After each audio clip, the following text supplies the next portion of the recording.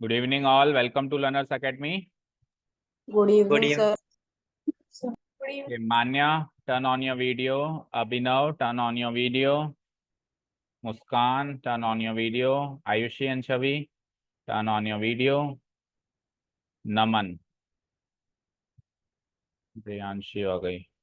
मैत्री, मैत्री ने कर लिया। ओके, मैत्री वो क्यों नहीं आती? मितांशी,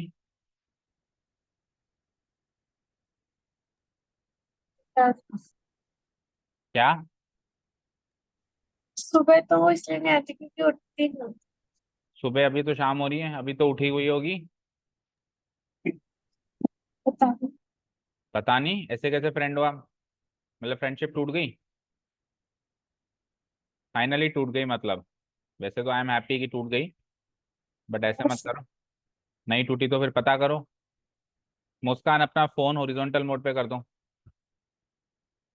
नमन एंड अभिनव, आप कितने पैसे लेंगे वीडियो ऑन करने के? अच्छा, मितांशी आ गई। मितांशी, वेलकम टू लर्नर्स एकेडमी। अभी आपकी ही बात हो रही थी। वीडियो ऑन कर दो, क्योंकि मैत्री का कहना है कि आप सो रहे हो। सर 5 मिनट में कर रही हूँ। अच्छा, अभी 5 मिनट लगेंगे वीडियो ऑन करने में? मतलब सो ही रही है, वाकई में सो रही है फिर? ओके।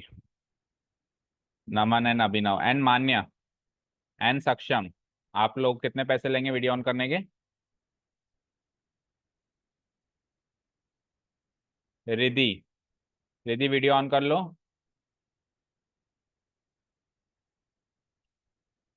करो करो, जल्दी करो। Today we are going to start the new topic, chapter number sir 7 दो। ट्राइंगल्स। हेडिंग मार्क करो सारे बच्चे, चैप्टर नंबर 7 ट्राइंगल्स। और एक खुशखबरी है, very soon we are going to invite you for the offline sessions as before.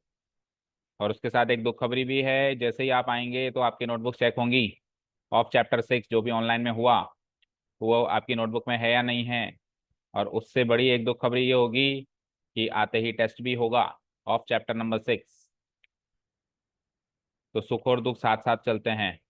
तो offline sessions का सुख के साथ साथ ऑफलाइन टेस्ट का दुख भी आपको मिलेगा। सर चैप्टर 4 के नंबर्स। चैप्टर 4 के नंबर्स बेटा, अब एक जमाना हो गया ग्रुप में पोस्ट करे हुए हैं, कहाँ सोए हुए हो? पूरा रिजल्ट ही पोस्ट करके रखा है हमने, जाके देखो। अभी तक सोए हुए हो? अभिनव, ये क्या दिखा रहा है? अपनी शक्ल दिखा।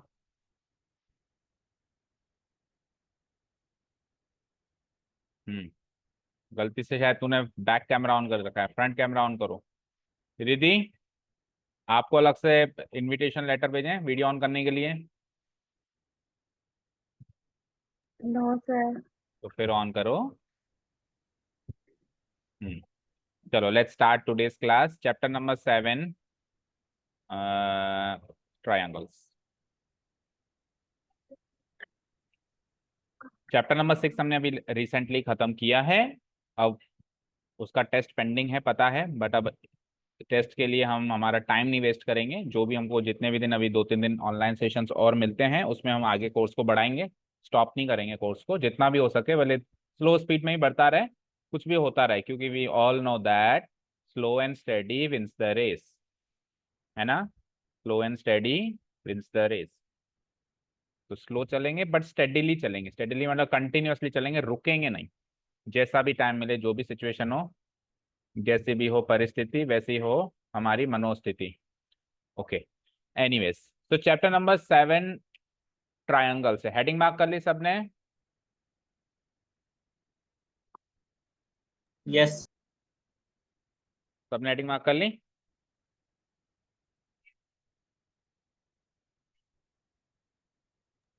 Yes sir.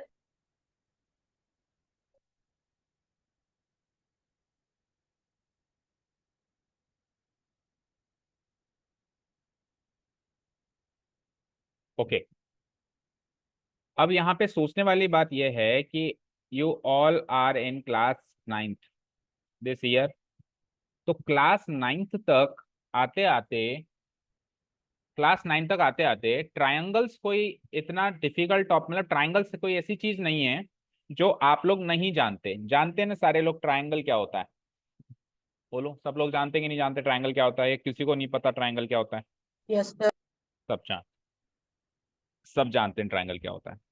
ठीक है, तो फिर इस बार ये टॉपिक का यहाँ पे क्या रोल है भाई, ट्राइंगल्स तो जानते हैं सर, तो फिर ट्राइंगल चैप्टर आया है भाई, ट्राइंगल चैप्टर तो फोर्थ फिफ्थ में आता तो समझ आता कि हाँ चलो नया चीज है। ट्राइंगल्स चैप्टर क्लास नाइन्थ में क्यों आ रहा है जानते हैं हम तो ऑलरेडी, यानी कि ट्राइंगल्स की कोई ऐसी चीज हम सीखने वाले हैं जो आज से पहले हमने नहीं सीखी है। ट्राइंगल्स को नहीं सीखने वाले, ट्राइंगल्स तो सब जानते हैं, तीन साइड्स का जो पॉलीगन होता है उसको ट्राइंगल बोलते हैं, जिसके 180 डिग्री एंगल सम होता है, उसमें तीन एंगल होते हैं। टाइप्स ऑफ ट्राइंगल की बात करें तो acute angle triangle, obtuse angle triangle, right angle triangle, number of sides के हिसाब से बात करें तो scalene triangle and what isosceles triangle, equilateral triangle, ये सब जानते हैं हम, करीब करीब हम जानते हैं और थोड़ा बहुत हम साथ के साथ रिवाइज करते रहेंगे। तो फिर इस साल नया क्या सीखेंगे, तो इस साल जो हम नया सीखने वाले हैं वो बहुत बहुत बहुत ज्यादा इंपॉर्टेंट है आगे आपके कोर्स को चलाने के लिए। आगे बहुत सारी ऐसी थ्योरम्स हैं जिनको वो ये वाला टॉपिक प्रूव करके देगा। लाइक हमने आगे पाइथागोरस थ्योरम सीखना है, पाइथागोरस थ्योरम भी हम जानते हैं, उसका प्रूफ भी कहीं ना कहीं इसी टॉपिक में छुपा हुआ है। तो इस साल जो हम नया टॉपिक सीखने वाले हैं वो ट्राइंगल्स से रिलेटेड है, उस टॉपिक को हम कहते हैं कॉन्ग्रुएंस ऑफ ट्राइंगल। तो ट्राइंगल्स नहीं सीखने वाले, ट्राइंगल्स तो जानते हैं। तो टॉपिक एक्चुअली ये चैप्टर का नाम कायदे से कॉन्ग्रुएंस ऑफ ट्राइंगल्स होना चाहिए था। अब ठीक है उन्होंने ट्राइंगल्स दिया है, बट एक्चुअली जो मेन चीज इस बार हम इस चैप्टर में सीखने वाले हैं वो है ये चीज, इसको मैंने हाईलाइट कर दी है, कॉन्ग्रुएंस ऑफ ट्राइंगल। क्लियर? अच्छा पहले तो ये बताओ किसी के स्कूल में चल गया क्या चैप्टर, किसी बच्चे के? Yes sir. ओके, तो फिर आप यस सर। थोड़ा बहुत पता होगा। ठीक है, तो अगर आपको थोड़ा बहुत पता है तो लेट मी नो कि कॉन्ग्रुएंस का मतलब क्या होता है।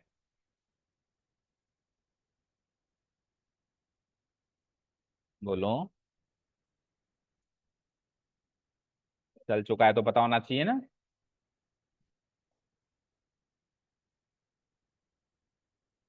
बोलो, कॉन्ग्रुएंस का मतलब क्या होता है मैत्री? Congruence means equal. Yes, very good. Congruence का सीधा सीधा मतलब है इक्वालिटी। बोलो, कॉन्ग्रुएंस का सीधा सीधा सीधे सीधे शब्दों में बताओ सर, इक्वालिटी क्या मतलब होता है? इक्वालिटी। अब अब अगर कॉन्ग्रुएंस का मतलब इक्वालिटी है तो सीधे सीधे इक्वालिटी ऑफ ट्राइंगल्स ही बोल दो। ये नया शब्द क्यों निकाला भाई? इक्वालिटी जानते हैं ना हम सब लोग, व्हाट यू अंडरस्टैंड, इक्वालिटी बराबर होना, इक्वल यानी होना यानी बराबर होना। तो मैथ्स के रेफरेंस में, मैथ सब्जेक्ट में भी हम कई बार कहते हैं x is equal to y, y is equal to x, है ना, the cost of this article is equal to. Equality की बात तो मैथ्स में वैसे भी करते ही हैं, तो अभी इक्वालिटी की जगह एक नया वर्ड इंट्रोड्यूस करने की क्या जरूरत है, सवाल है ये। ठीक है, तो देखो जब हम इक्वालिटी की बात करते हैं तो इक्वालिटी जनरली नंबर्स की होती है, किसकी होती है, या वैल्यूज की होती है, ऐसे कह दूं मैं, किसकी होती है? वैल्यूज की। जैसे एक्स की वैल्यू, वाई की वैल्यू, किसी की एज, किसी की cost, number of oranges, number of tables, number of voice, ये सब वैल्यूज हैं। तो हम इक्वालिटी की बात जनरली वैल्यूज के रेफरेंस में कहते हैं। लेकिन जहां पे फिगर्स की बात आ जाती है, किसकी बात आ जाती है?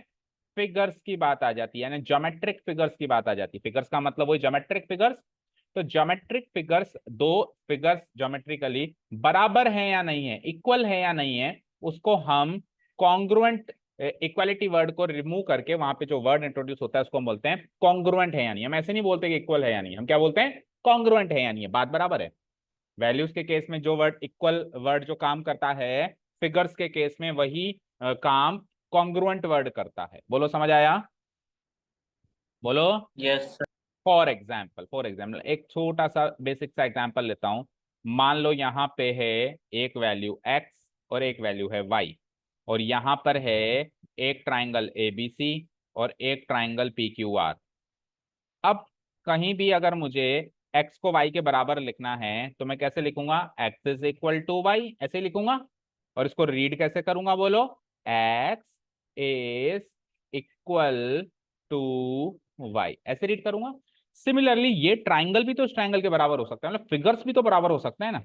इस हम फिगर्स की बराबरी की बात सोच रहे हैं इस चैप्टर के अंदर, भाई फिगर्स कैसे बराबर होते हैं। अब तक तो वैल्यूज बराबर करने की बात सोच रहे थे, फिगर्स कैसे बराबर, फिगर्स में भी खास करके ट्राइंगल्स, फिगर्स में तो बहुत सारे फिगर्स होते हैं, like quadrilaterals, like pentagons, hexagons, circles, बहुत सारे फिगर्स होते हैं।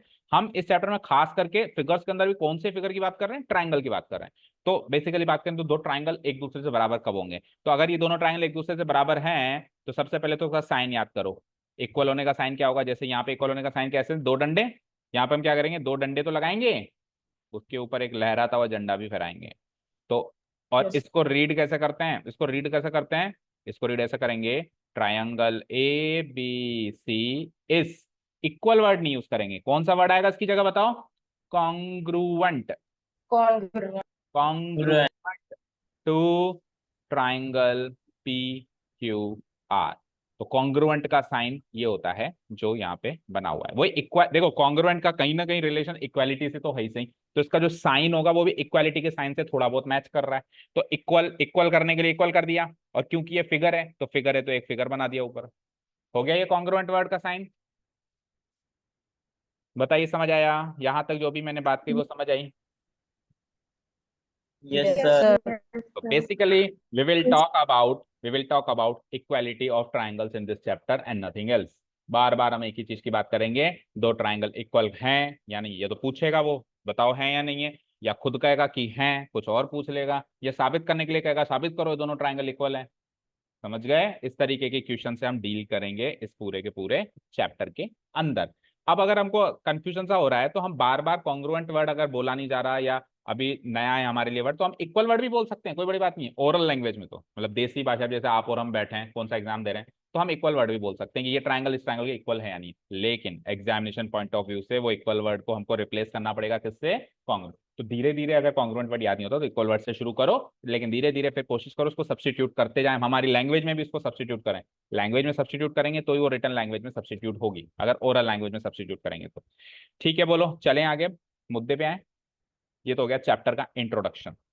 ओके, स्टार्ट करें बात आगे की और कहानी। अभी ओरली अपन इसको डिस्कस कर रहे हैं, Yes, sir. Orally discuss Yes, sir. आज लिखा पढ़ी नहीं करेंगे, थोड़ी बहुत करेंगे बस, अभी अपन ओरली डिस्कस करते हैं और क्या क्या होगा, ताकि चैप्टर में इंटरेस्ट क्रिएट हो, मतलब एक्साइटमेंट क्रिएट हो, अरे वाह ट्राइंगल्स भी बराबर होते हैं, देखो कैसे होते हैं, ये एक्साइटमेंट लाओ अपने अंदर, तभी मजा आएगा। समझ आई बात। और शुरू में ऐसे लगेगा ये क्या टॉपिक है, लिखवाना शुरू कर देंगे तो शुरू में लगेगा ये क्या नोट्स हैं बड़े सारे।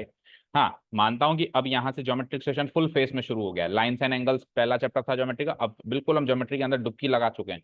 तो यहाँ से थोड़ा सा स्लाइटली सा बोरिंग सेशन होता है geometry as compared to arithmetic. तो अब इसके बाद अगला अगला से 3-4 चैप्टर लगातार ज्योमेट्री के सीरीज के अंदर है, तो बोर्डम फील ना हो इसलिए हम कोशिश करेंगे कि आपको एक्साइटमेंट आपके इस चैप्टर के अंदर लेके आए। तो इसलिए पहली क्लास अपन अब केवल कैजुअल लैंग्वेज में डिस्कस करने वाले हैं।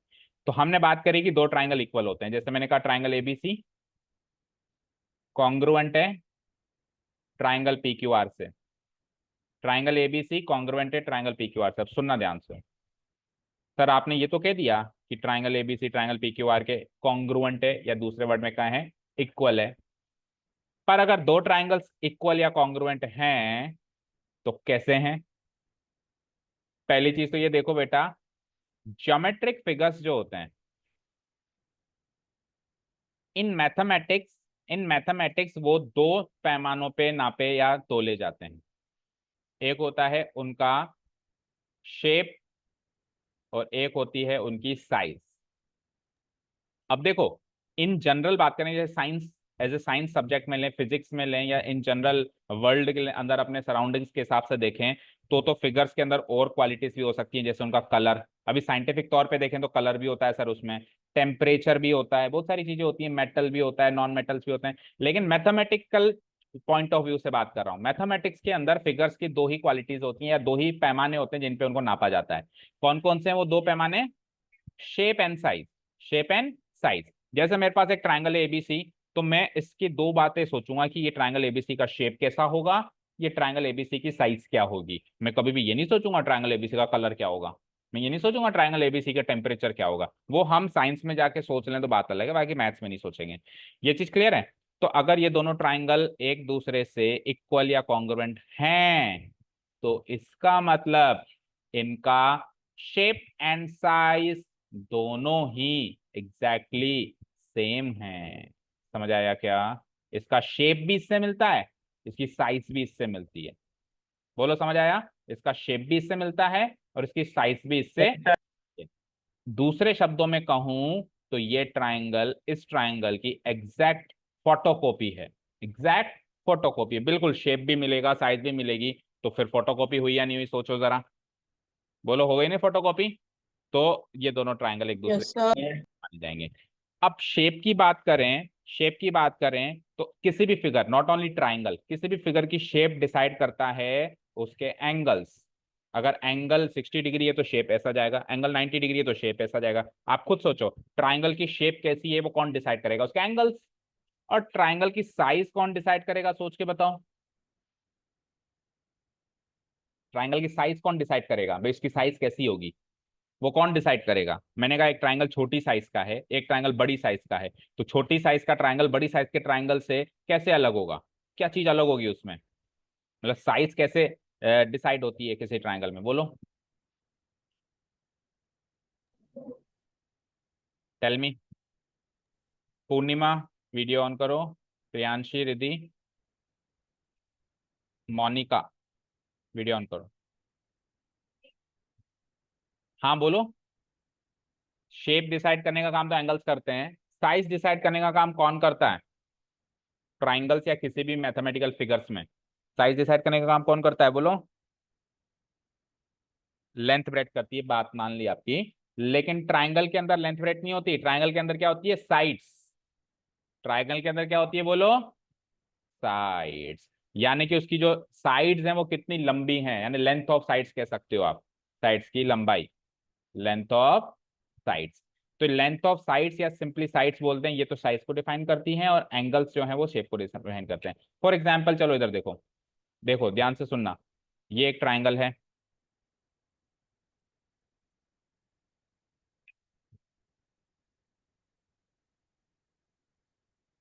और एक ये दूसरा ट्राइंगल है।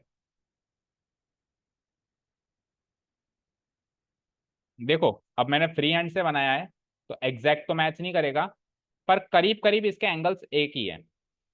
करीब करीब इसके एंगल्स क्या हैं, मोटे तौर पे बात करें तो ये एंगल इसके बराबर है, ये एंगल इसके बराबर है, और ये एंगल इसके बराबर है। बोलो है या नहीं है? है ना? यस। इसको एबीसी नाम दे दो, उसको पी क्यू आर नाम दे दो। तो एंगल्स तो बराबर हैं, पर क्या इसकी साइज बराबर है? दोनों ट्राइंगल की साइज बराबर है क्या? No sir. No sir. Size बराबर नहीं है क्योंकि ये छोटा पैक है और वो मोटा पैक है। छोटू पैक, फैमिली पैक। ठीक है। तो साइज तो मैच कर रही है, शेप मैच नहीं कर रही। तो अब आप खुद सोचो साइज अलग क्यों हुई? एंगल्स तो सेम थे सर, फिर साइज कैसे अलग हो गई? यानी एंगल्स तो केवल शेप को डिसाइड करते हैं। साइड्स क्या डिसाइड करती है? साइड्स कौन सी चीजें डिसाइड करेगी? इसकी लेंथ ऑफ साइड्स। मान लो ये 2 सेंटीमीटर की है, ये 5 सेंटीमीटर की है, तो इसकी लेंथ ऑफ साइड बड़ी है इसलिए इसकी साइज बड़ी है। तो साइज डिसाइड करने का काम कौन करेगा, फिर से बोलो? Length of sides. साइड का मतलब होता है ये भुजाएं, ये तीन ट्राइंगल की जो साइड्स है ना, बाउंड्रीज, इन बाउंड्रीज को हम बोलते हैं साइड्स।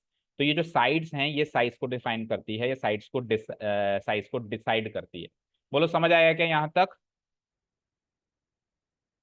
Yes sir. ठीक है। बहरहाल हम इन दोनों ट्रायंगल को बताओ कॉन्ग्रुएंट कह सकते हैं कि अब ये दोनों ट्रायंगल कॉन्ग्रुएंट हैं एक दूसरे के? बोलो कह सकते हैं कि ये दोनों ट्रायंगल कॉन्ग्रुएंट है? यस और नो? कह सकते हैं यस और नो? बोलो। No sir. नो सर, किस एंगल से कॉन्ग्रुएंट दिख रहे हैं? छोटा पैक है बड़ा पैक, लेकिन इनकी शेप तो सेम है ना, लेकिन इनकी शेप तो सेम है। तो अभी इस साल तो आप नहीं सीखोगे, लेकिन अब हमारा हम लोग यहाँ पे आपको हमेशा एक कदम आगे सिखाते हैं ना, तो ज्यादा डिटेल में नहीं, बस मोटे तौर पे बात करेंगे कि जब शेप सेम होती है ना, तो देखो शेप सेम है तो मैं ये वाला साइन तो लगा सकता हूँ। अगर साइज भी सेम होती तो मैं ये वाला साइन भी लगाता भाई। इक्वालिटी का साइन तब लगाता जब साइज सेम होती, और शेप सेम है तो ये वाला साइन लगा रहा हूँ। ठीक है, तो ये तो कॉन्ग्रुएंट का साइन होता है। अब ये तो लगा नहीं सकता क्योंकि साइज तो सेम है नहीं, तो मैं केवल शेप सेम होने का साइन लगाऊंगा। तो शेप सेम होने का साइन ये हो गया, और इस साइन को हम बोलते हैं सिमिलर होना। क्या बोलते हैं हम इसको? तो इस साल जैसे अपन कॉन्ग्रुएंस ऑफ ट्राइंगल सीख रहे हैं ना, अगले साल अपन सिमिलैरिटी ऑफ ट्राइंगल सीखेंगे। तो ये triangle A B C, triangle P Q R के कॉन्ग्रुएंट तो नहीं है, लेकिन सिमिलर जरूर है। क्योंकि शेप सेम है इसकी। अगर शेप भी डिफरेंट होती तो ना फिर सिमिलर होते ना कॉन्ग्रुएंट होते। बोलो समझ आया क्या? Yes, Yes, sir. ठीक है, yes, sir. अब सुनो, Yes, sir. एक Yes, एक चीज, sir. एक ताज्जुब की बात सुनो। अगर ट्राइंगल्स कॉन्ग्रुएंट हैं तो वो ऑटोमेटिकली सिमिलर भी होंगे, पर अगर ट्राइंगल सिमिलर हैं तो वो कॉन्ग्रुएंट होंगे, इसकी गारंटी नहीं है। बोलो समझ आएगा क्या कहा मैंने? बताओ समझ आया? Yes, भाई अगर ट्राइंगल्स yes, sir. अगर ट्राइंगल्स क्या हैं, कॉन्ग्रुएंट है, तो कॉन्ग्रुएंट है तो उसके अंदर शेप एंड साइज दोनों सेम होंगे, शेप भी सेम होगी एंड साइज भी सेम होगी। अब शेप एंड साइज दोनों सेम हो गए तो शेप तो सेम हो गया ना, तो शेप सेम हो गया तो वो वहां से सिमिलर भी हो जाएंगे, क्योंकि सिमिलर होने का मतलब है शेप को सेम होना बस। ठीक है, तो अगर कॉन्ग्रुएंट है तो 100% सिमिलर है, बट अगर सिमिलर है तो 100% कॉन्ग्रुएंट नहीं है, क्योंकि सिमिलर होना तो केवल शेप को सेम करता है ना, अब उसके बाद साइज सेम है या नहीं है वो चेक करना पड़ेगा, चेक करने के लिए कि वो कॉन्ग्रुएंट है या नहीं। क्लियर है यहाँ तक सारी बातें? Okay okay. अब देखो, Yes. आपको इस चैप्टर के नोट्स अगर आप Yes. पढ़ोगे, बुकिश लैंग्वेज पढ़ोगे, तो आप कहीं ना कहीं ये पाओगे, कहीं ना कहीं लिखा हुआ है, प्लीज माइक ऑफ करो, इफ रिक्वायर्ड तो ऑन करो, otherwise make it of.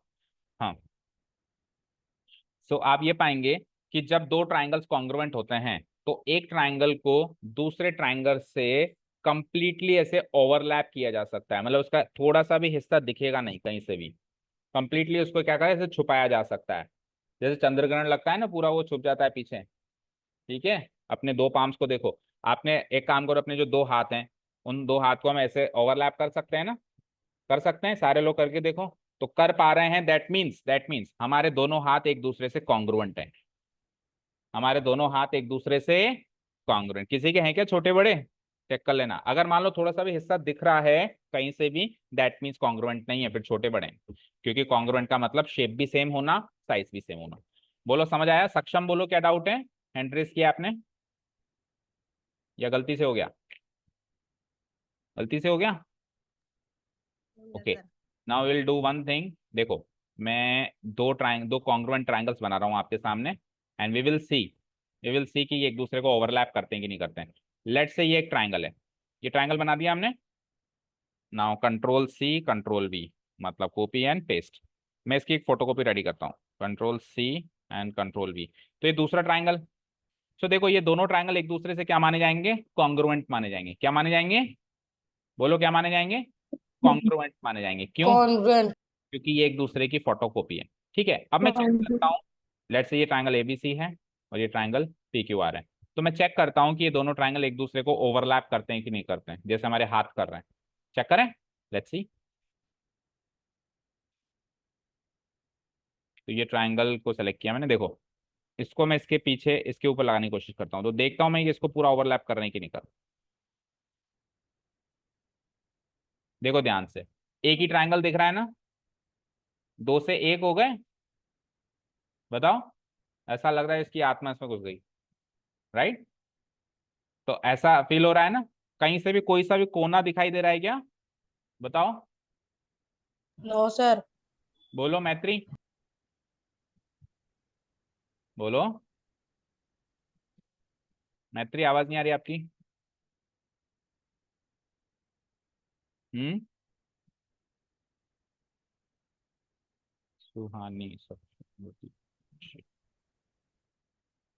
Yes मैत्री बोलो, कहीं से भी ये कोई भी कोना नहीं दिखाई दे रहा ना, और हम चाहें तो उसको वापस अलग कर सकते हैं। तो होपफुली अब आप समझ गए होंगे कि जो फिगर्स के अंदर इक्वालिटी होती है हम कैसे देखते हैं, कैसे हम चेक कर सकते हैं कि दो फिगर इक्वल है या नहीं है, और उसको बोलते क्या है, उसको इक्वल होना नहीं बोलते हैं, उसको कॉन्ग्रुएंट होना बोलते हैं। प्रियांशी यहाँ पे ध्यान दो। ओके, हाँ जी, चलो, तो अब अपन ने अभी तक जितना भी सीखा है उसको थोड़ा बहुत नोट डाउन कर लेते हैं, और फिर हमारे पास कुछ क्राइटेरिया होंगे जिससे ये पता चलेगा कि ट्राइंगल्स कॉन्ग्रुएंट हैं या नहीं है। वैसे तो बेसिक क्राइटेरिया तो ये हो गई कि शेप भी सेम कर लो, साइज भी सेम कर लो। देखो एक एग्जांपल लेते हैं, आप सब लोगों ने पार्ले जी बिस्किट जरूर खाया होगा, खाया है सबने, या कोई सा भी आप बिस्किट खाते हैं, तो कोई सा भी हम प्रोडक्ट लेते हैं, लाइक बिस्किट लेते हैं मार्केट से, तो वो हमेशा हमको डिफरेंट साइजेस में मिलता है ना, जैसे छोटा पैक भी मिलता है, 4 रुपए वाला, 5 रुपए वाला, 6 रुपए वाला, जो भी है, और एक फैमिली पैक भी मिलता है।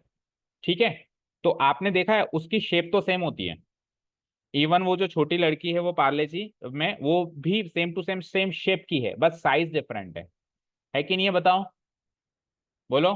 तो वो दोनों जो पैक्स यस हैं सर। वो सिमिलर माने जाएंगे कि कॉन्ग्रुएंट माने जाएंगे, बताओ। एक 5 रुपए वाला पार्ले जी और एक लेट से 20 या 25 रुपए वाला पार्ले जी, इतने रुपए का भी आता है बड़ा पैक। तो वो दोनों एक दूसरे से कॉन्ग्रुएंट माने जाएंगे कि सिमिलर माने जाएंगे, let me know. Similar similar. Similar माने जाएंगे, yes very good, because they are similar in shape but they are different in size. Size अलग है ना, शेप में सिमिलर है। ठीक है, और भी बहुत सारे एग्जांपल देख सकते हैं। फॉर एग्जांपल मैंने कोई मूवी देखी, मैंने एक मोबाइल स्क्रीन पे मूवी देखी और एक मैंने थिएटर सिनेमा में जाके मूवी देखी, तो शेप तो सेम है ना, बताओ। शेप तो सेम है बिल्कुल, जो जिस रेशियो में यहाँ पे वो कैरेक्टर्स होंगे उसी रेशियो में वहां होंगे, बट यहाँ पे साइज अलग है ना, यहाँ पे साइज अलग है। यहाँ पे जो हीरो हीरोइन है वो छोटे दिखाई दे रहे हैं, वहां बड़े दिखाई दे रहे हैं, तो शेप तो सेम है, ठीक है ना, एग्जैक्टली सेम है बट साइज डिफरेंट है। तो बहुत सारे रियल लाइफ एग्जांपल्स है हमारे सामने जो सिमिलर भी होते हैं, कॉन्ग्रुएंट भी होते हैं, सिमिलर होके कॉन्ग्रुएंट नहीं होते हैं और सिमिलर होके कॉन्ग्रुएंट भी हो जाते हैं। फाइन, चलो। तो अब अपन काफी डिस्कशन कर चुके हैं चैप्टर इंट्रोडक्शन पे, और अच्छे से आपको इंट्रोड्यूस कर दिया है मैंने चैप्टर, तो समझ में आ गया होगा कि what do you understand by congruence of triangles, what do you understand by congruence rules of triangles. तो अब अपन थोड़ा बहुत लिख लेते हैं इसके बारे में, स्टार्ट नोटिंग डाउन। यस, अब देखो वैसे तो क्लास 9 के बच्चे हैं आप लोग, तो आपको पता है कि ट्राइंगल क्या होता है, बट ट्राइंगल इंट्रोड्यूस ज्यादा नहीं कराएंगे, बस एक लाइन में लिखेंगे। बताओ क्या होता है triangle. Triangle is a polygon. First of all पहली डेफिनेशन, फर्स्ट इंप्रेशन में हम क्या कहेंगे, triangle is a polygon. And what you understand by polygon, polygon is a closed figure. चारों तरफ से जो बंद फिगर होता है उसको हम कहते हैं पॉलीगन, उसको हम क्या बोलते हैं, पॉलीगन। ठीक है, तो ट्राइंगल एक तरीके का पॉलीगन है। When you will draw a triangle, तो ये चारों तरफ से बंद है, मतलब जितने भी इसमें साइड्स हैं बंद है ना, देखो कहीं से एंट्री या एग्जिट करने का कोई चांस नहीं है। अगर एंट्री एग्जिट करने का कोई चांस हो, लेट्स से कि ये तीसरी साइड मैंने इसे खुली छोड़ दी लाइक दिस, ऐसे खुली छोड़ दी, तो is it a triangle, no, क्योंकि इसमें तो सर ये अंदर बाहर आने जाने की जगह है, तो it is not a polygon. Triangle तो छोड़ो, it is not a polygon. Polygon क्या होता है, क्लोज फिगर होता है, और उस क्लोज फिगर को अगर हम 3 साइड से बाउंड करें, और 3 साइड से बाउंड करेंगे तो ऑटोमेटिकली 3 एंगल्स भी बनेंगे, क्योंकि जितनी नंबर ऑफ साइड्स होती हैं एक पॉलीगन में उतनी नंबर ऑफ एंगल्स भी होते हैं। तो उस पॉलीगन को कहते हैं ट्रायंगल, उस पॉलीगन को क्या कहते हैं हम, ट्रायंगल। तो ट्रायंगल के बारे में बस बेसिक डेफिनेशन यही है, कोई भी पूछे तो what is a triangle, you will say a triangle is a polygon. The next step he will say what is a polygon, you will say polygon is a closed figure. So A polygon with 3 sides and 3 angles is a triangle. और एक triangle के 3 angles का सम 180 degree होता है, हमने last class से carry forward किया है, थ्योरम भी सीखी थी। अब लास्ट क्लास में, लास्ट चैप्टर से सॉरी, तो लास्ट चैप्टर में तो इससे रिलेटेड क्वेश्चंस ओमिटेड थे, लेकिन अब तो आएंगे। Okay okay, now we will talk about what is congruence of triangle. तो next heading is congruence of triangles, start noting down. और जैसा कि अभी अभी हमने सीखा कि कॉन्ग्रुएंस का मतलब है सीधी सीधी शब्दों में इक्वालिटी। कॉन्ग्रुएंस का मतलब सीधे सीधे शब्दों में क्या है, इक्वालिटी। तो कॉन्ग्रुएंस ऑफ ट्रायंगल्स मतलब इक्वालिटी ऑफ ट्रायंगल्स। ठीक है, फिगर्स के 2 पैरामीटर्स होते हैं, मार्क करो, एक होता है शेप, एक होती है साइज। एक होता है शेप, एक होती है साइज, मार्क करो। Please turn off your mics. Sir दे ऊपर करना थोड़ा। अभिनव माइक ऑफ करो प्लीज। सर ऊपर कर दो थोड़ा, लिखा ही नहीं। ओके, स्क्रॉल अप, ठीक है।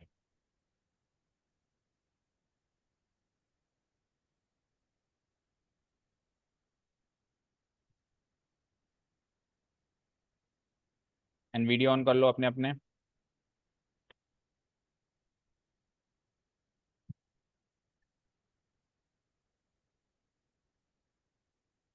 मुस्कान, आगम, अभिनव, सक्षम, सक्षम ने ऑन किया है, Hitanshi, Monika, Naman, Purnima, Purnima is turn on, and सुहानी।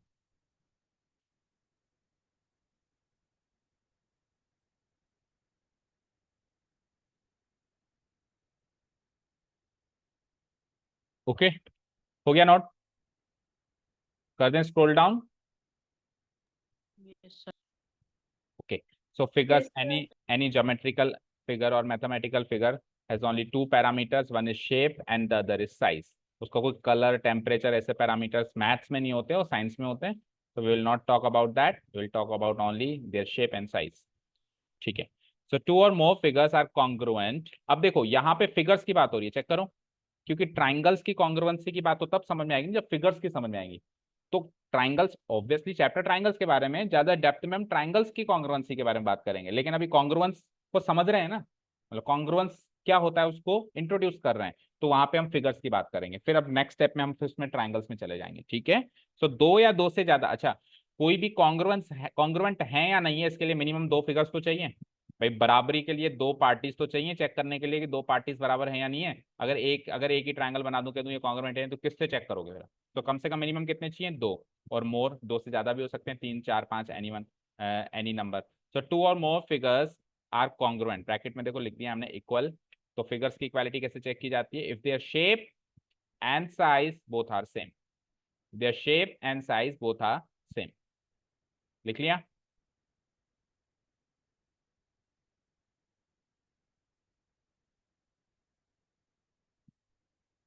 लिखा? Yes, sir. ओके।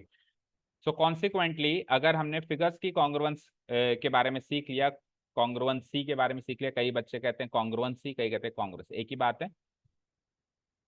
तो सिमिलरली ट्राइंगल्स की कॉन्ग्रुएंसी भी सेम टू सेम वैसे ही चलेगी। सिमिलरली टू और more triangles are said to be congruent oblique equal if their shape and size are same. अब shape and size are same करके हम ये लिख देंगे कि शेप तो कैसे सेम मानी जाएगी ट्राइंगल्स की? शेप का सेम होना एंगल्स के सेम होने से रिलेट करता है ट्राइंगल के, और साइज का सेम होना किससे रिलेट करता है? साइड्स के सेम होने से रिलेट करता है, ठीक है। साइज का सेम होना किससे रिलेट करता है? साइड्स के सेम होने से रिलेट करता है। ओके, हो गया mark? No, sir.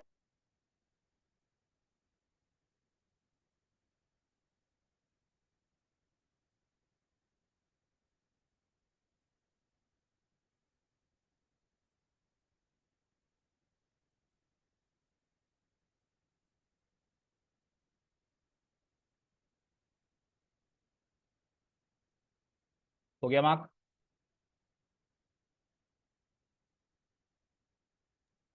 Yes, sir. Okay, now we will take an example. So everyone will draw two figures, और दो फिगर्स देखो, कोशिश करना कि कॉन्ग्रुएंट बना पाओ, कोशिश करना कि कॉन्ग्रुएंट बना पाओ, that means same shape and size की बना पाओ। लेकिन एग्जैक्ट नाप चोक करने की जरूरत नहीं है कि इधर 4 सेंटीमीटर लिया इधर 5 लिया, मतलब रफ फिगर बनाना है, बस कोशिश ये करना है कि थोड़ा बहुत हम उनको सेम शक्ल सूरत का बना सके। तो बना दो, इस तरीके से दो ट्राइंगल्स बना दो।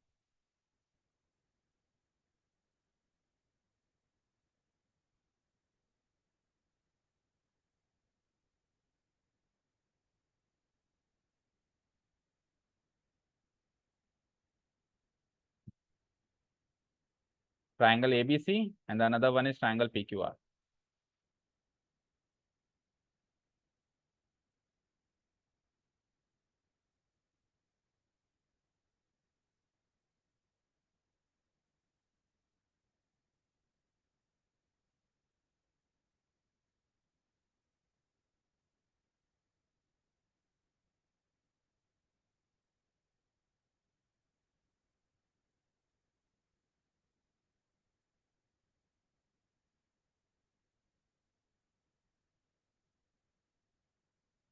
This is my triangle ABC. मेरे पास टेक्नोलॉजी है तो मैं तो कर दूंगा कॉपी पेस्ट, आप बाय हैंड ही उसको मैच करने की कोशिश करेंगे। ये बन गया मेरा triangle PQR। So these two triangles are photocopies of each other, so we can say these two triangles are congruent. तो कॉन्ग्रुएंस का साइन लगा देंगे हम बीच में, मार्क कर देते हैं एक ट्राइंगल एबीसी, एक ट्राइंगल PQR, ABC, PQR। चलिए अब सुनिए ध्यान से जो मैं कहने वाला हूँ। ये ट्राइंगल्स ड्रॉ हो गए सभी के? Yes, sir. नाउ लिसन, देखो ये ट्राइंगल इस ट्राइंगल के कॉन्ग्रुएंट है, दैट मीन्स सबसे पहली चीज दोनों की साइड्स बराबर है। अब साइड्स बराबर होने का मतलब ये नहीं है, ध्यान से सुनना जो मैं कह रहा हूं, साइड्स बराबर होने का कतई मतलब ये नहीं है कि ए बी बी सी और ए सी बराबर हैं। इसका मतलब ये नहीं है कि A B A C B C बराबर हैं। अगर ये ट्राइंगल की ये तीन साइड्स बराबर हो जाएंगी तो ये ट्राइंगल इक्विलेटरल ट्राइंगल हो जाएगा। क्या हो जाएगा? तो हम इक्विलेटरल ट्राइंगल थोड़ा ना सीख रहे हैं, हम यहाँ पे कॉन्ग्रुएंस ऑफ ट्राइंगल सीख रहे हैं, इक्विलेटरल ट्राइंगल के बारे में बात नहीं हो रही। साइड्स इक्वल होने का मतलब समझो, साइड्स इक्वल होने का मतलब यह है कि इसकी तीन साइड्स इस ट्राइंगल के तीन साइड्स के बराबर हो, यानी इस पार्टी के तीन साइड्स उस पार्टी की तीन साइड्स के बराबर हो। आपस में बराबर होने को नहीं कह रहा हूं। समझ आया क्या? फॉर एग्जाम्पल मान लो कि ये 5 सेंटीमीटर है, ये 6 सेंटीमीटर है और ये 7 सेंटीमीटर है। तो तीनों साइड्स अलग अलग हैं, देखो कोई भी साइड मैच नहीं कर रही, लेकिन इसकी पहली साइड उसकी पहली साइड से मैच कर रही है, इसकी दूसरी साइड उसकी भी दूसरी साइड से मैच कर रही है, और इसकी तीसरी साइड इसकी है। यानी इंटर कनेक्शन चाहिए, इंट्रा कनेक्शन नहीं चाहिए। इंट्रा कनेक्शन मतलब आपस में थोड़ा ना खेल रहे हो, आपस में खेलने का काम होता है, फिर कॉन्ग्रुएंस रूल थोड़ा ना होता वो। ठीक है, साइड्स इक्वल होने का मतलब समझ गए क्या? इसकी तीन साइड्स उसकी तीन साइड्स के बराबर चाहिए हमको। ओके, बोलो समझ आया? Yes, sir. Okay, similarly similarly angles में भी वही काम है। अगर मैंने कहा कि इसके तीन एंगल्स इसके तीन एंगल्स के बराबर है, तो इसका मतलब ये नहीं है कि ये तीनों एंगल बराबर हैं। अगेन तीनों एंगल बराबर हैं तो 60 डिग्री है तो वापस इक्विलेटरल ट्राइंगल हो जाएगा। तो we are not talking about equilateral triangle. तीनों एंगल्स के इक्वल होने का अगेन द मीनिंग इज कि इसके तीन एंगल्स इसके तीन एंगल्स के बराबर हैं। फॉर एग्जाम्पल लेट्स से कि ये 60 डिग्री है तो फिर ये एंगल भी 60 डिग्री है। मान लो कि वो लेट्स से 70 डिग्री है तो वो भी 70 डिग्री है। और मान लो कितना हुआ, 70 और 60 130 तो हो गया, तो ये 30 होगा क्योंकि टोटल एंगल सम तो 180 होगा ही होगा। तो फिर ये भी 30 होगा। तो ये पहला एंगल के बराबर, दूसरा एंगल दूसरे के, और तीसरा एंगल तीसरे। तो एंगल्स इक्वल होने का मतलब और साइड्स इक्वल होने का मतलब समझ गए क्या आप सारे लोग? Sir, 50 होगा ना? ठीक है, माय मिस्टेक, 50 डिग्री। ठीक है। हम्म, समझ गए क्या? कॉन्ग्रुएंस ऑफ ट्राइंगल्स का मीनिंग समझ गए क्या? एंगल सेम होने का मीनिंग एंड साइड्स को सेम होने का मीनिंग। ठीक है, वो तो 30 50 छोटी मोटी गलती तो होती रहती है ना, प्रिंटिंग मिस्टेक है वो तो। हाँ बताइए, समझ में आया? बोलो, समझ में आया क्या? Yes,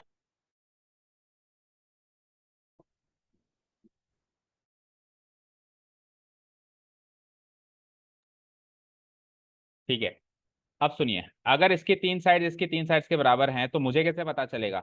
या तो मैं नापूं और नाप के लिखूं 5 सेंटीमीटर, इधर भी 5 सेंटीमीटर, इसको नापूं 7 सेंटीमीटर 7 सेंटीमीटर, लेकिन मुझे नाप चोक करने का टाइम थोड़ी है, नाप चोक करनी थोड़ी ना एक्चुअली इस चैप्टर में।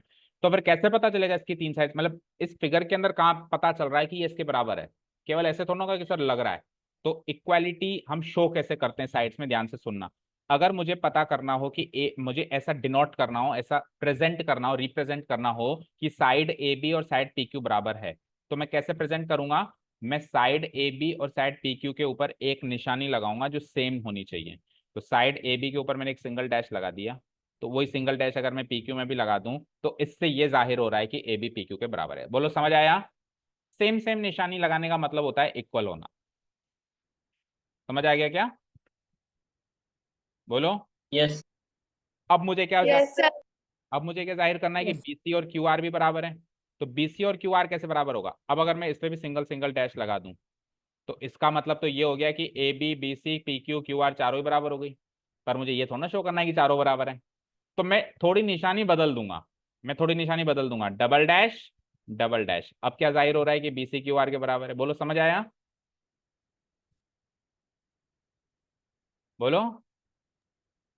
Sir, okay, yes sir.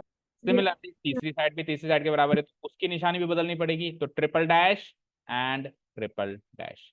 तो इस तरीके से हम साइड्स की इक्वालिटी को फिगर्स के अंदर शो करते हैं। ठीक है, इस तरीके से हम साइड्स की इक्वालिटी को कहाँ शो करते हैं? फिगर के अंदर। तो आप भी आपके फिगर्स में से मार्क कर लो, single dash double dash and triple dash and here also triple dash. Done. अब एंगल्स में भी इसका ये करना पड़ेगा। ठीक है ना। मान लो कि अगर ये फिगर गिवन एग्जाम में, तो आप केवल फिगर को रीड करके पता लगा सकते हैं कौन किसके बराबर है। ए बी पी क्यू के बराबर है, बी सी क्यू आर के बराबर है, और ए सी पी आर के। केवल फिगर को रीड कर सकते हैं हम और पता लगा सकते हैं, ठीक है। अब एंगल्स के लिए भी ये का यही इसी प्रकार का नोटेशन हम यूज करेंगे, single dash, double dash and triple dash. तो लेट्स से एंगल ए अगर एंगल पी क्यू पी के बराबर है, तो मैं इस तरीके का नोटेशन डाल दूंगा, सिंगल डैश, मतलब एंगल तो हम ऐसे बनाते हैं ना, ऐसे घुमावदार एंगल फॉर्म में, तो इधर भी सिंगल डैश। एंगल बी में डबल डैश, ऐसे 2 बार, तो इधर भी 2 बार। और एंगल आर में ऐसे 3 बार, एंगल सी में इधर 3 बार, तो एंगल आर में भी इधर 3 बार।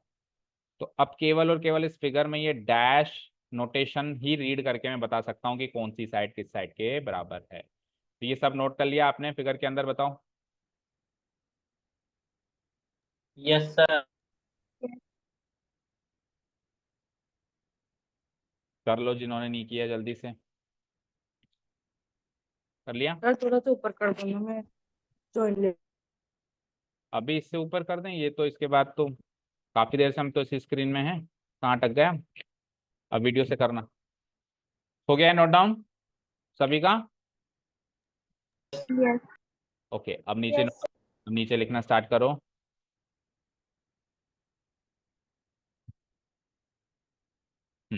नीचे लिखना स्टार्ट करो कि if triangle ABC is congruent to triangle P Q R, अगर ये दोनों ट्राइंगल कॉन्ग्रुएंट हैं, तो इससे 6 रिजल्ट्स निकलेंगे। 1 2 3 4 5 6 निकलेंगे। अगर कहीं भी question in the given question ये स्टेटमेंट गिवन है कि ये दोनों ट्रायंगल कॉन्ग्रुएंट, हमको बात पता चल गई, कहीं से एक खुफिया इंफॉर्मेशन हाथ लगी कि ये दोनों ट्रायंगल कॉन्ग्रुएंट है, तो हम 6 रिजल्ट्स लिख सकते हैं, अज्यूम कर सकते हैं और आगे बढ़ सकते हैं क्वेश्चन के अंदर उस 6 रिजल्ट्स को यूज करके। पहले 3 रिजल्ट्स होंगे साइड से रिलेटेड, राइट, एंड अगले 3 रिजल्ट्स होंगे एंगल से रिलेटेड, क्योंकि कॉन्ग्रुएंट होने का मतलब होता है शेप एंड साइज दोनों में सेम होना। साइड्स का सेम होना साइज को सेम करता है, और एंगल्स का सेम होना शेप को सेम करता है। एंड शेप एंड साइज अगर दोनों ही सेम है तो ट्राइंगल हो जाता है congruent. Clear? This is clear to each and everyone? बोलो। Yes, sir. ठीक है, ओके। तो देखो उस फिगर के हिसाब से भी आप मैच कर लो। देखो हमने किसको किसके बराबर किया था, ए बी को पी क्यू के बराबर।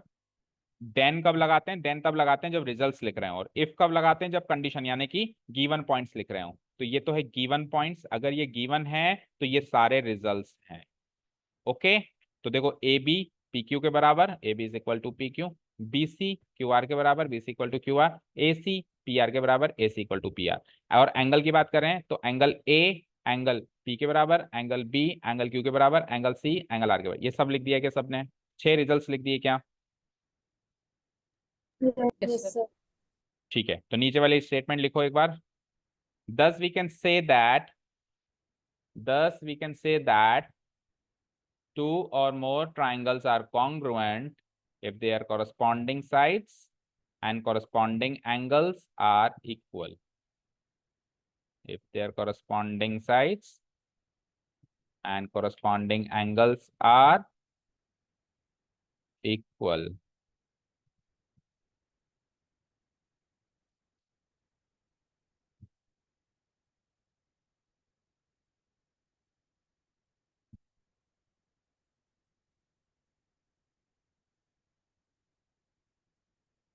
लिख दिया सभी ने?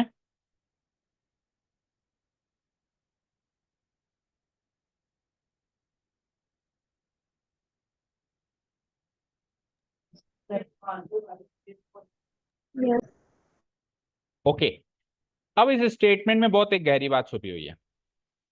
ये वर्ड यहाँ पे आपने सुना होगा कॉरस्पॉन्डिंग। सर ये वर्ड क्यों लगाने की जरूरत है? सीधे सीधे ऐसे ही बोल दो, if their sides and angles are equal. अभी तक तो आप ऐसे ही बोल रहे थे कि साइड्स इक्वल होनी चाहिए, एंगल्स इक्वल होने चाहिए। अब आप एक नया वर्ड इंट्रोड्यूस कर रहे हो, कॉरस्पॉन्डिंग साइड्स और कॉरस्पॉन्डिंग एंगल्स इक्वल होने चाहिए। तो ये बहुत इंपॉर्टेंट चीज है कॉरस्पॉन्डिंग। तो इसका मीनिंग क्या होता है बताओ, किसी को पता है कॉरस्पॉन्डिंग का मीनिंग? मतलब साइड्स और कॉरस्पॉन्डिंग साइड्स में अंतर क्या है? एक तो मैं कह दूं साइड्स इक्वल है, और एक मैं कह दूं कॉरस्पॉन्डिंग साइड्स इक्वल है, तो डिफरेंस क्या है? दोनों में डिफरेंस क्या है? बोलो, कोई बोल सकता है, कोई बच्चा? सर एंगल्स डिग्री में आते हैं। एंगल्स को तो भूल जाओ, एंगल्स को तो भूल जाओ, इसको पकड़ लो। क्योंकि वो पर्टिकुलर पर्टिकुलर साइड की बात कर रहे हैं, तो पर्टिकुलैरिटी कैसे डिसाइड करोगे किसी साइड की? How will you decide the particularity of the sides? अच्छा मुझे एक चीज बताओ, अगर मैं कॉरस्पॉन्डिंग वर्ड हटा दूं इधर से, तो कॉन्ग्रुएंस ऑफ ट्राइंगल की डेफिनेशन अधूरी रह जाती है क्या, या अभी भी ट्राइंगल कॉन्ग्रुएंट है? कॉरस्पॉन्डिंग वर्ड हटाने के बाद भी ट्राइंगल कॉन्ग्रुएंट हैं वो दोनों, एबीसी एंड पीक्यूआर, या अब नहीं है? नहीं। तो फिर कॉरस्पॉन्डिंग वर्ड कुछ तो लेके आया है, मतलब कुछ तो लेके आया है ना, आप खुद कह रहे हो कि नहीं है, तो वो क्या एक्स्ट्रा चीज लेके आया, वही मैं जानना चाह रहा हूँ। और कुछ नहीं लेके आया तो हटाओ, फिर इसको क्यों एक्स्ट्रा याद करना?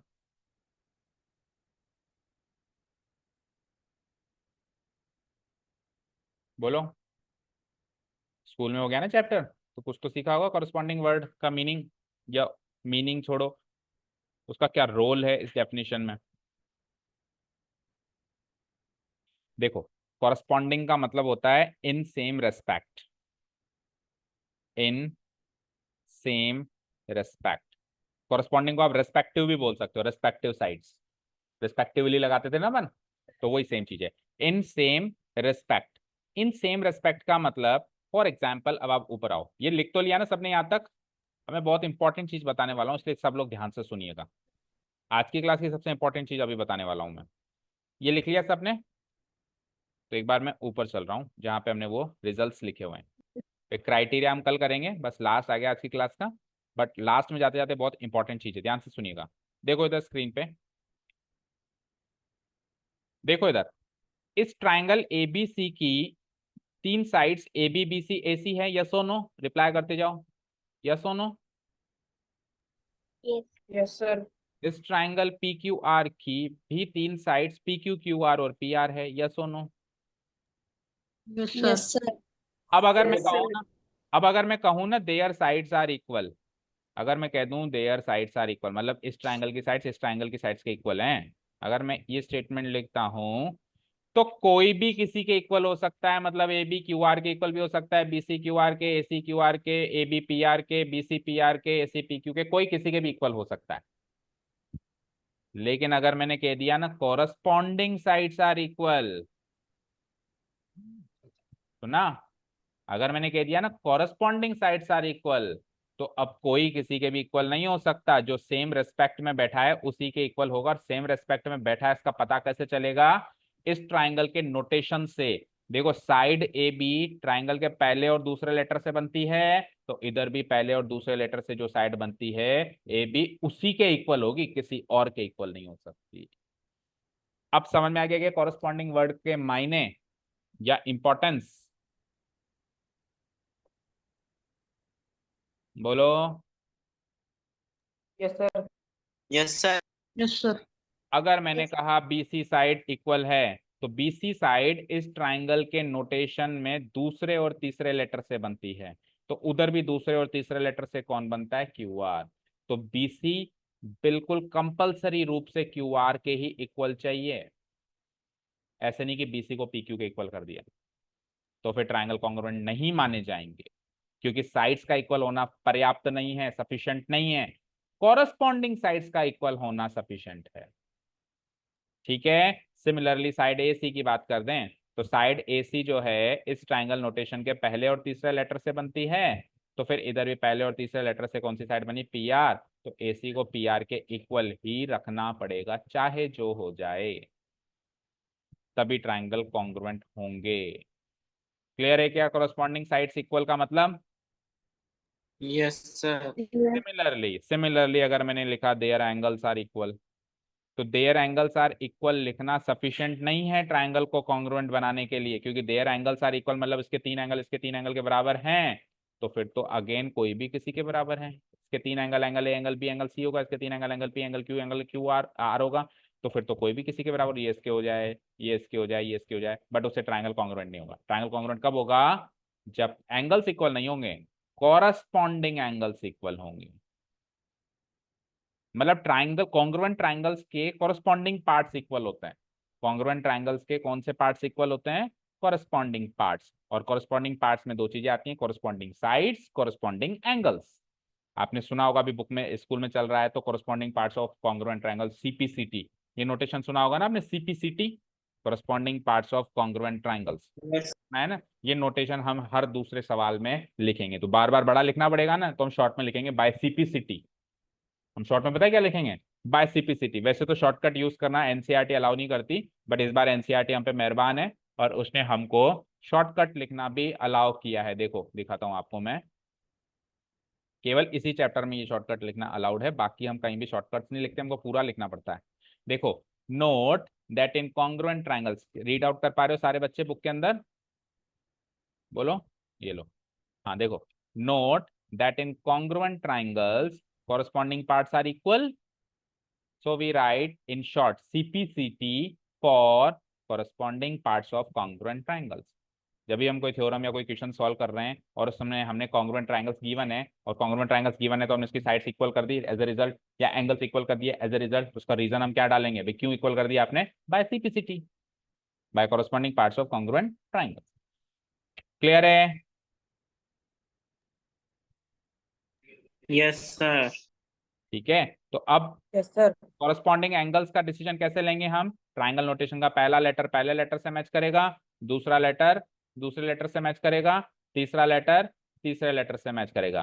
भाई साइड्स तो दो लेटर से बनती है, लेकिन एंगल तो एक ही लेटर से बन सकता है ना, तो फिर एक 1 to 1 लेटर मैच करो। जैसे कि एंगल ए पहला लेटर पहले लेटर से एंगल पी के बराबर चेक करो, दूसरा दूसरे के एंगल बी एंगल क्यू के बराबर, तीसरा angle C equal to angle R. अब कोई बच्चा कहे कि सर कई बार तो एंगल हम 3 लेटर में भी लिखते हैं, तो 3 लेटर में लिख रहे हो तो जिस फॉर्म में इधर लिख रहे हो उसी फॉर्म में उधर लिखना पड़ेगा। फॉर एग्जाम्पल मैंने लिखा एंगल ए को, सपोज करो मैंने लिखा बी ए सी, क्योंकि जो भी एंगल लिखेंगे वो तो सेंटर में ही आएगा वो लेटर, तो 3 लेटर में लिखेंगे तो एंगल ए को क्या लिख सकते हो हम, क्या लिख सकते हैं? एंगल बी ए सी। तो उधर भी अब 3 लेटर में लिखना पड़ेगा और उसी फ्लो में लिखना पड़ेगा जिस फ्लो में इधर लिखा। तो इधर हमने कैसे लिखा था? Second letter first letter and third letter, 2 1 3, ये हमने यहाँ पे सीक्वेंस फॉलो किया, second letter first letter third, इसी फ्लो में इधर लिखना पड़ेगा, second letter first letter third letter. तो इधर एंगल पी को क्या लिखेंगे हम? Angle Q P R. 3 letter में लिखो तो दोनों में 3 लेटर में लिखो, सेम फ्लो में लिखो, और सिंगल लेटर में लिखो तो फिर सिंगल लेटर में लिखो।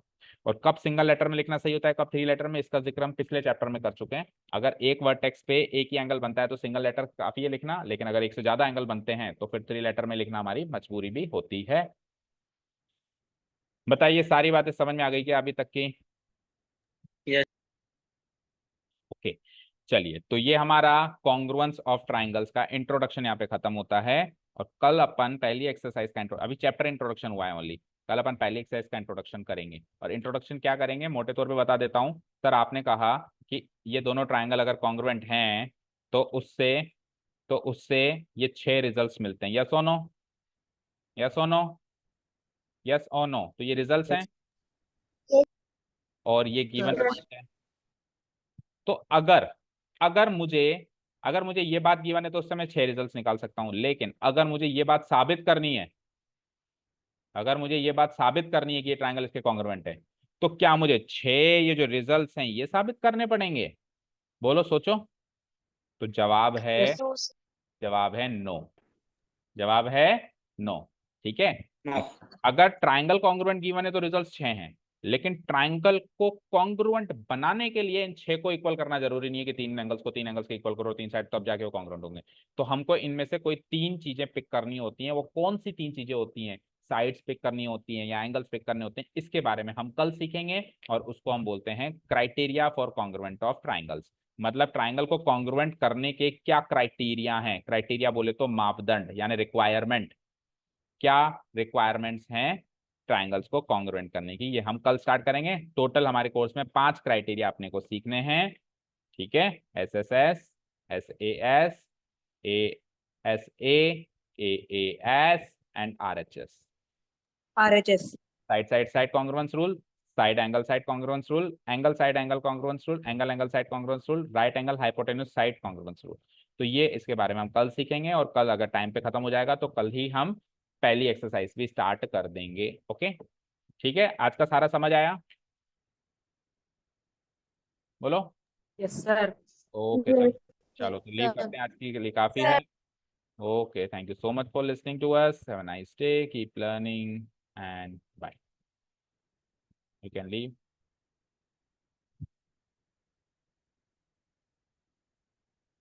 ये किसने कहा? सर 3 ट्राइंगल्स भी कॉन्ग्रुएंट हो सकते हैं sir, please one example of 3 triangles for better understanding. तो 3 ट्राइंगल्स भी कॉन्ग्रुएंट हो सकते हैं, किसी ने चैट बॉक्स में डाला है। We can also draw 3 triangles which are congruent to each other. कैसे? जैसे हमने वहाँ पे फोटोकॉपी बनाई थी ना, तो 2 फोटोकॉपी बना दो। कई बार हम कोई डॉक्यूमेंट की फोटोकॉपी बनाने जाते हैं, तो हमको अगर एक से ज़्यादा कॉपी चाहिए तो हम नहीं कहते हैं सर इसकी 3 कॉपीज निकाल दो। तो तीनों एक दूसरे के फोटोकॉपी हैं। जैसे एक ट्राइंगल है, इसकी मैंने कंट्रोल सी किया, कंट्रोल वी किया, एक कॉपी बन गई। फिर वापस कंट्रोल सी कंट्रोल वी किया, दूसरी कॉपी बन गई। तो तीनों ट्राइंगल एक दूसरे के कॉन्ग्रुएंट है ना? बोलो, है कि नहीं है? कि निकल दिए सारे बच्चे? करस्पॉन्डिंग होंगे। Angles corresponding will be like this, ये कॉन्ग्रुएंट, ये कॉन्ग्रुएंट। देखो angle triangle ABC, triangle PQR, and let's say the third triangle will be XYZ, triangle XYZ. So 3 angles corresponding angles कौन से होंगे? देखो आप ट्राइंगल के नोटेशन को पकड़ो, ट्राइंगल ABC कॉन्ग्रुएंट, इधर नोटेशन हो गया ट्राइंगल PQR कॉन्ग्रुएंट, इधर नोटेशन हो गया ट्राइंगल XYZ। तो हम फर्स्ट लेटर पकड़ लेते हैं तीनों का,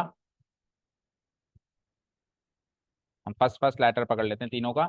तो यहाँ पे फर्स्ट लेटर है APX। तो अगर तीनों ट्राइंगल कॉन्ग्रुएंट है तो angle A equal to angle P equal to angle X होगा। समझ आया? Angle A equal to angle P, यानी तीनों एंगल से आपस में इक्वल होंगे। सिमिलरली सेकंड तो डबल नोटेशन लगा दो, यहाँ पे भी डबल नोटेशन लगा दो, डबल नोटेशन लगा दो। फिर थर्ड ट्रिपल नोटेशन लगा दो, ट्रिपल नोटेशन लगा दो, ट्रिपल नोटेशन लगा दो।